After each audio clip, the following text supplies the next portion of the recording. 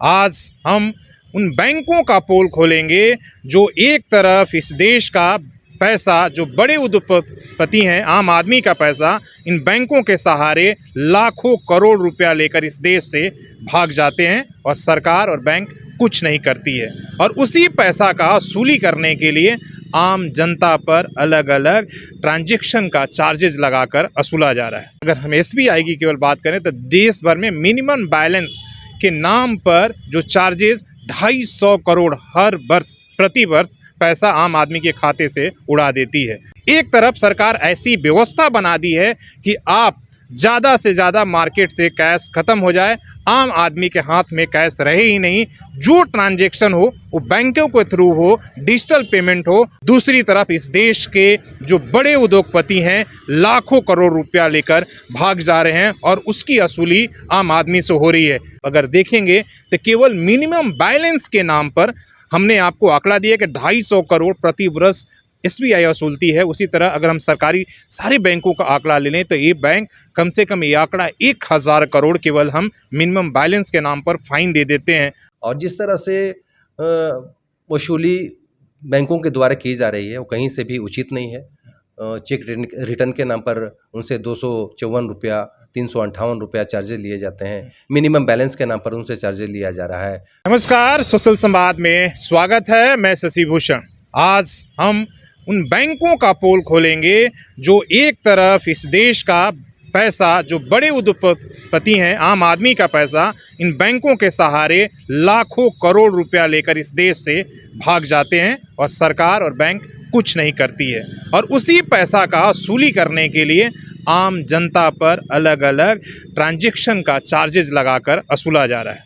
अगर हम बात करें तो केवल अगर हम एसबीआई की केवल बात करें तो देश भर में मिनिमम बैलेंस के नाम पर जो चार्जेस 250 करोड़ हर वर्ष प्रति वर्ष पैसा आम आदमी के खाते से उड़ा देती है।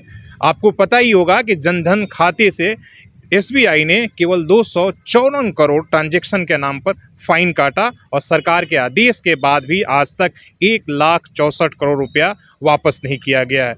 उसी तरीके से कैश ट्रांजैक्शन से लेकर एटीएम चार्जेस तक पर आम आदमी का और चेक जो है बाउंस होने के नाम पर दोनों तरफ से आम आदमी के नाम बैंक जो है पैसे काट रहे हैं और आम आदमी इससे परेशान है। एक तरफ सरकार ऐसी व्यवस्था बना दी है कि आप ज़्यादा से ज़्यादा मार्केट से कैश खत्म हो जाए, आम आदमी के हाथ में कैश रहे ही नहीं, जो ट्रांजैक्शन हो वो बैंकों के थ्रू हो, डिजिटल पेमेंट हो। और दूसरी तरफ बैंक और सरकार का ही हम तो दोष मानेंगे कि ऐसी नीति बनाई जा रही है कि हर ट्रांजैक्शन पर अपने ही पैसा निकालने के लिए, भुगतान करने के लिए, सब चीज़ों के लिए आपको टैक्स, एक तरह से चार्जेस देना पड़े। मतलब आम आदमी के ऊपर दोहरी मार पड़ रही है। दूसरी तरफ इस देश के जो बड़े उद्योगपति हैं लाखों करोड़ रुपया लेकर भाग जा रहे हैं और उसकी वसूली आम आदमी से हो रही है। आप विजय माल्या 10,000 करोड़ लेकर भागे तो मेहुल चौकसी से लेकर नीरव मोदी तक इस देश के बैंकों को लाखों करोड़ रुपया लेकर इस देश से भाग गए, लेकिन आज तक उन पैसों को वसूली नहीं किया गया। एक आंकड़ा और भी आपको देते हैं।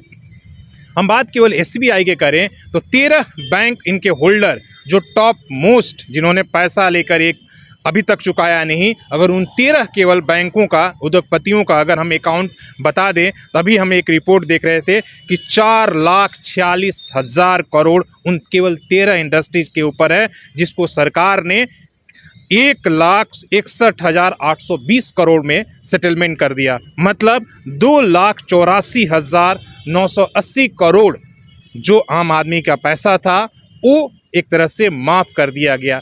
क्या ये जोड़े बड़े इंडस्ट्री जो जिनके बड़े बड़े नाम हैं, उन नामों को अगर हम पढ़ दें, क्या वो पैसे देने के हालात में नहीं है? वो हैं, आज भी यहाँ इस देश में वो चला रहे हैं शान से, लेकिन सरकार जो है एक तरह से आम आदमी का पैसा पानी की तरफ बहा रही है। वहीं दूसरी तरफ आप अगर देखेंगे तो केवल मिनिमम बैलेंस के नाम पर हमने आपको आंकड़ा दिया कि 250 करोड़ प्रति वर्ष एसबीआई वसूलती है। उसी तरह अगर हम सरकारी सारे बैंकों का आंकड़ा ले लें तो ये बैंक कम से कम ये आंकड़ा 1000 करोड़ केवल हम मिनिमम बैलेंस के नाम पर फाइन दे देते हैं। और ये चेक बाउंस से लेकर एटीएम ट्रांजैक्शन से लेकर डिजिटल और कई तरह के ये 8 से 10 चार्जेज हैं। अगर हम एसएमएस भेजने का चार्जेस है, आपका डॉक्यूमेंट अपडेट करने के चार्जेस हैं, सारे अगर चार्जेस मिला देंगे तो ये बहुत बड़ी रकम हो जाती है, जो आम आदमी के पैसे को जो है एक नाजायज़ तरीके से जो है बैंक ट्रांजैक्शन चार्ज फाइन के नाम पर वसूल रहे हैं। तो एक तरफ से अपने जो है ये बड़े जो हमारे खाता धारक हैं वो एनपीए कर रहे हैं, और अपने खाते और बैलेंस को ठीक करने के लिए बैंक जो है आम आदमी के नाम पर एक्स्ट्रा चार्जेस लेकर वसूल रही है। और इसमें कहीं ना कहीं सरकार की जो है सहमति है, सरकार ने ये आसान सा एक रास्ता निकाल रहा है, और इसीलिए आप देख रहे हैं कि बाज़ारों से कैश ख़त्म किया जा रहा है और आपको मजबूर किया जा रहा है कि आप अपने पैसे अकाउंट में ही रखें, और उसी के तरीके से आप फिर उसी पैसे को निकाल कर अपने ज़रूरी काम करने के लिए भी आप एक्स्ट्रा फ़ाइन दें। इस पर हम बात करेंगे, हम पूछेंगे बैंक के जो तमाम एम्प्लॉई हैं, और इसको आपको चलिए बात करते हैं, पूछते हैं कि इन पर इनका क्या जवाब है। तो हमारे साथ United form of bank union के जो है संयोजक इंटू रजक जी हैं, और इनसे हम बात करेंगे। पिछले दिनों सर आप लोग निजीकरण का लेकर विरोध कर रहे थे, और लेकिन सबसे ज़्यादा हमने देखा जो हमने आपका इंटरव्यू किया, आप लोगों से बातचीत किया, उसमें आम आदमी काफ़ी नाराज़ रहता है बैंकों, सरकारी खासकर सरकारी बैंकों से, कि भाई बैंक वाले तो अनाप शनाप जो है पैसे काट रहे हैं। ये आपकी कहीं ना कहीं ये पर फर्क पड़ता है, एक निगेटिव छवि जा रही है खासकर बैंक एम्प्लॉई का। सर मैं आपको बता दूं कि जो हमारा पिछले 16 और 17 दिसंबर को जो देशव्यापी हड़ताल हुआ, उसमें करीब हम लोग 10 लाख बैंक कर्मचारी और अधिकारीगण पूरे भारतवर्ष में 2 दिन की सांकेतिक हड़ताल पे थे। और ये हड़ताल की सूचना जो होती है हम लेबर कमिश्नर के माध्यम से सरकार को जानकारी देते हैं, आईबीए को जानकारी देते हैं और बैंक मैनेजमेंट को भी जानकारी देते हैं। और जानकारी के एवज में हमको उधर से जो रिस्पॉन्स मिलता है उसी के आधार पर हम अपना एक्ट करते हैं। तो ये जो हमारा 16 और 17 दिसंबर का हड़ताल था, ये निजीकरण के विरोध में था, और निजीकरण किसी भी रूप में भारत जैसे विशाल देश के लिए ज़रूरी नहीं है। और निजीकरण क्यों किया जाता है ये हमें जानना बहुत ज़रूरी है। निजीकरण जो करने के पीछे सरकार की मंशा थी कि हम 4 या 5 बैंक ही रखेंगे। तो मेरा सरकार से ये सवाल है कि जब 4 और 5 ही बैंक बड़े रहेंगे तो उसकी आड़ में लक्ष्मी विलास बैंक जैसे, आईडीएफसी फर्स्ट बैंक जैसे सरीखे बैंक और बहुत सारे ऐसे छोटे छोटे बैंक हैं जिनको आप लाइसेंस दे रहे हैं। तो एक तरफ आप कहते हैं कि 5 बड़े बैंक ही रहेंगे या 6 बड़े बैंक रहेंगे, और बैकडोर से आप छोटे छोटे बैंकों को लाइसेंस दे रहे हैं। मतलब एक तरफ से आप सरकारी बैंकों को बंद कर रहे हैं और आप निजी बैंकों को लाइसेंस भी दे रहे हैं। तो ये दोहरी चरित्र की जो नीति है हम इसका विरोध कर रहे थे। और आपको पता होगा कि जिस तरह से रेलवेज़ में, जिस तरह से बैंकों में, जिस तरह से बीएसएनएल और एमटीएनएल में, जिस तरह से एलआईसीज़ में वैकेंसियाँ निकलती थी, हम लोग उतावले रहते थे कि ज़रूर अब हमारा जाने का समय हो गया, हमारा नया जनरेशन जो है ये आके हमारी जगह को भरेगा। लेकिन आप देख लीजिए जिस तरह से सरकार की वादा थी कि 2 करोड़ नौकरियां हर एक साल पूरे भारतवर्ष में दी जाएगी, लेकिन सरकार ने आज तक 1 लाख भी नौकरियां नहीं दी। हम लोग आज आपको बता दें कि 7-7, 8-8 बजे रात तक हम लोग काम कर रहे हैं। अच्छा, बैंकों में कितना पद अभी खाली है आप लोग, अगर खाली एसबीआई की हम बात करें? अगर सिर्फ एसबीआई की बात करूँ तो, अगर जमशेदपुर की बात करूँ मैं, तो करीब हमारे यहाँ 100 ऐसे अधिकारी और 100 कर्मचारी और लगेंगे। और अगर पूरे भारतवर्ष की बात करूँ तो करीब करीब 25,000 स्टेट बैंक में ज़रूरत पड़ेगा। और पूरे बैंकिंग इंडस्ट्री की बात करूँ तो करीब करीब 5 लाख का भी बैंकों में नौकरियां की ज़रूरत है, जो कि सरकार को ध्यान देना चाहिए। इससे हमारी छवि खराब होती है। अगर स्टाफ कम रहेगा तो हम अपने ग्राहकों को अच्छी सेवा नहीं दे पाएंगे, और जब अच्छी सेवा नहीं दे पाएंगे तो इसका फ़ायदा जो है जो प्राइवेट प्लेयर्स हैं, हमारे प्राइवेट बैंक्स हैं, वो ले रहे हैं। क्योंकि हम क्लास बैंकिंग नहीं करते हैं, हम मास बैंकिंग भी करते हैं। हम सरकार की सारी योजनाओं का क्रियान्वयन करते हैं, चाहे वो जनधन के अकाउंट खोलने की बात हो, चाहे मुद्रा लोन देने की बात हो, चाहे किसी भी तरह का सरकारी योजना जब प्रतिपादित होता है, छोटे छोटे किसानों को, मजदूरों को सुदूर देश के सुदूर प्रदेशों तक हमारी पहुंच जो है उसके माध्यम से हम हर एक घर तक पहुंचने में कामयाब हुए, और सब लोगों का अकाउंट खोल के जीरो बैलेंस पर भी हम अपनी सेवाएं दे रहे हैं। तो हमारी एक छवि है सर, नहीं, मेरा एक सीधा सा आरोप ये है कि भाई आम आदमी का, मेरा आरोप नहीं है, लोगों के नज़र में ये आरोप है कि भाई जो बड़े उद्योगपति हैं उनको आप पैसा बैंकों का लुटा रहे हैं और उसका वसूली आम आदमी से आप लोग अलग अलग चार्जेस लगा के कर रहे हैं। नीतियां सरकार बनाती है और सरकार के माध्यम से वो आरबीआई के पास पहुंचता है और आरबीआई के द्वारा सारे बैंकों को ये दिशा निर्देश होता है कि ये हमारा गाइडलाइन है, इस गाइडलाइन के तहत आप काम करें। हमारा उद्देश्य कहीं से भी ये नहीं रहता है कि हमारे जो कस्टमर्स हैं हम उनको हराश करें, हम उनको प्रताड़ित करें। और जिस तरह से वसूली बैंकों के द्वारा की जा रही है वो कहीं से भी उचित नहीं है। चेक रिटर्न के नाम पर उनसे 254 रुपया, 358 रुपया चार्जेज लिए जाते हैं। मिनिमम बैलेंस के नाम पर उनसे चार्जेज लिया जा रहा है और एसएमएस भेजने के नाम पर गलत चार्जेज लिया जा रहा है। 4 से ज़्यादा ट्रांजैक्शन होते हैं तो उस पर भी चार्जेज लिया जा रहा है। ये कहीं ना कहीं से गलत है। जब हम अपनी सेवाएं देते हैं तो इस सब का हमें ध्यान रखना चाहिए। और कम से कम आप प्राइवेट बैंक में जाएंगे तो इसका प्रभाव और देखेंगे बहुत ज़्यादा है, क्या है कि वो ट्रांसपेरेंसी को मेंटेन नहीं करते हैं और अनाप शनाप चार्जेज, आपको लेज़र कीपिंग चार्ज लगता है, आपको स्टेटमेंट का चार्ज लगता है, आपको मिनिमम बैलेंस का चार्ज लगता है। आप 10,000 से कम में अकाउंट नहीं खोल पाएंगे तो गरीब आखिर जाएगा कहाँ? गरीब को 100, 200, 500, 600, 1000 रुपये तक का भी रखने का प्रावधान होना चाहिए, जो कि हम लोग कर रहे हैं सरकारी बैंक। जब ये बैंक, सरकार की मंशा ये थी कि हर एक गाँव तक, हर एक लोगों तक बैंक पहुँचे, तो उसको पहुँचाने में हम लोगों ने जनधन के तहत काम किया है।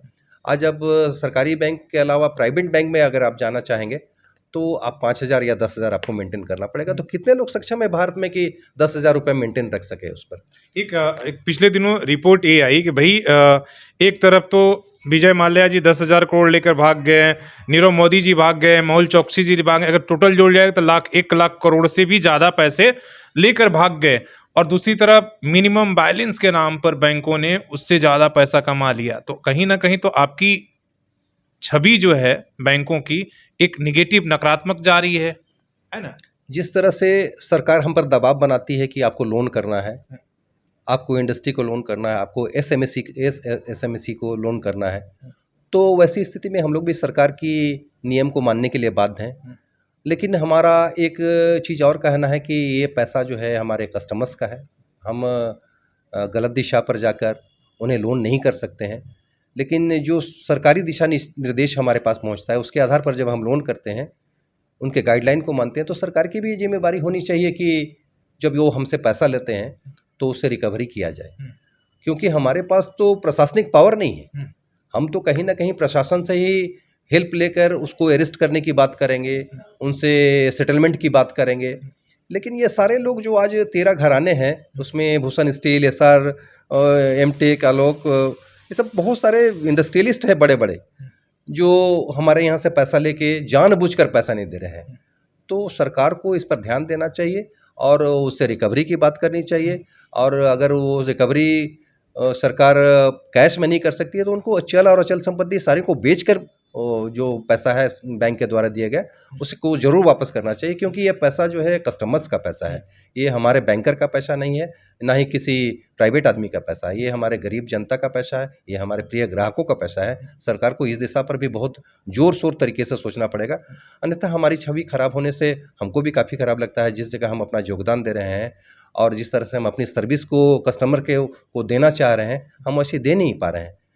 हमारी स्थिति जो है आज ऐसी हो गई है कि हमें, हमारी महिला सहकर्मियों को भी, हमारे पुरुष सहकर्मियों को काफ़ी देर तक रुक के काम करना पड़ता है। जब ये रिक्रूटमेंट अच्छे ढंग से होता, लगातार भर्तियां होती रहती, तो समाज के गरीब, समाज के पढ़े लिखे लोग, समाज के सक्षम लोग हमारे बैंकों में आकर काम करते थे। हम लोगों ने इसी दिन के लिए सोचा था कि पहले आप जानते होंगे किस तरह से वैकेंसियाँ निकलती थी, वो वैकेंसियाँ पूरी तरह से बंद हो गई है।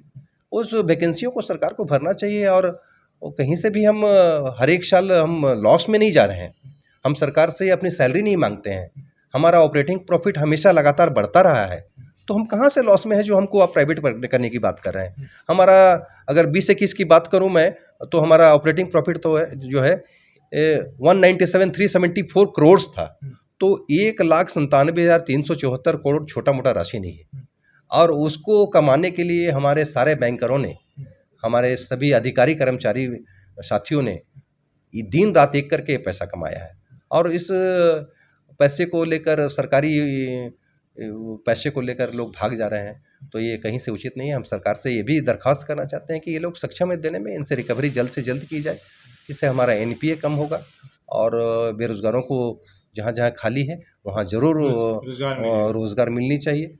और जिस तरह से हमारा काम का हम पर दबाव बढ़ता जा रहा है और जिस तरह से हमारी सर्विस खराब होती जा रही है, इससे बहुत चिंता की बात है और सरकार को ज़रूर सोचना चाहिए। चलिए, धन्यवाद रजक जी, आपने काफ़ी जो है महत्वपूर्ण बातें रखी और इस बातों को समझना होगा कि जो बैंक में काम करने वाले लोग हैं वो नहीं चाहते हैं कि आम आदमी या चाहे उनके कस्टमर को किसी तरह का दिक्कत हो और उन पर गैर जरूरी तरह का जो है रेवेन्यू या टैक्सेस या जिस तरीके से चार्जेस लगाकर वसूला जाए, बल्कि ये तय तो आरबीआई और सरकार को करना है कि किस तरह का चार्जेस लगेगा या नहीं लगेगा। हम आगे भी बात करेंगे और पूरे चीज़ों को आपको समझाएंगे कि किस तरीके से बैंक जो है एक तरफ से वो घाटे में नहीं है, बल्कि बड़े बड़े हमारे देश के जो उद्योगपति हैं, जो बिग शॉट्स हैं, वो बैंकों का, आम आदमी का जो पैसा है वो लेकर रफू चक्कर हो रहे हैं। और दूसरी तरफ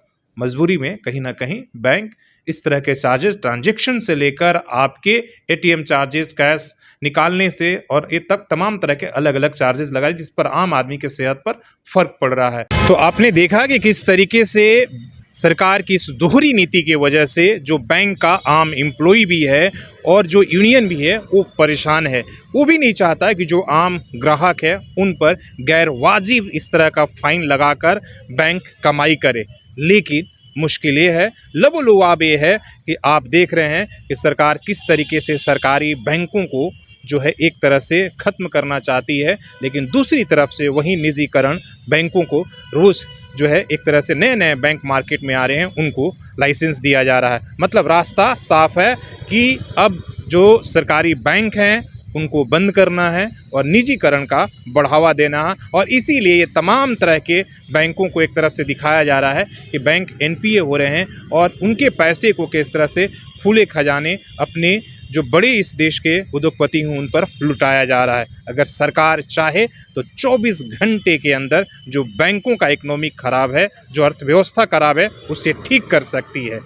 आप एक आम आदमी को 50,000 रुपये का लोन देते हैं तो उसे गिरफ्तार करने के लिए आप पहुंच जाते हैं, लेकिन जो इस देश का 50,000 करोड़ लेकर भाग जाता है तो आप उसे मेहमानवाजी करते हैं। तो आपको इस बात को समझना होगा और इसीलिए कहते हैं कि अपने खुद के हित के लिए आपको आवाज़ उठाना होगा, नहीं तो वो दिन दूर नहीं है, पैसे रखने के लिए भी आपको पैसा देना होगा।